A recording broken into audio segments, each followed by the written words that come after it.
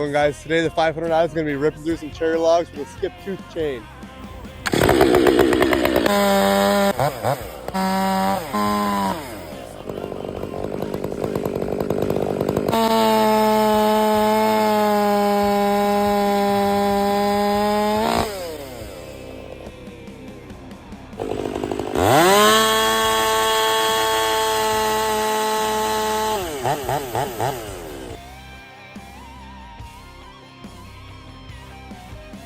Steel MS 500i will eat the whole forest if you're not careful. Put a skip tooth chain on there, let it eat. Be careful about the kickback, but let it eat.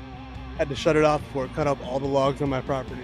If you like what you saw today, be sure to subscribe and like. I really appreciate all the support. See you guys in the next one. Thank you.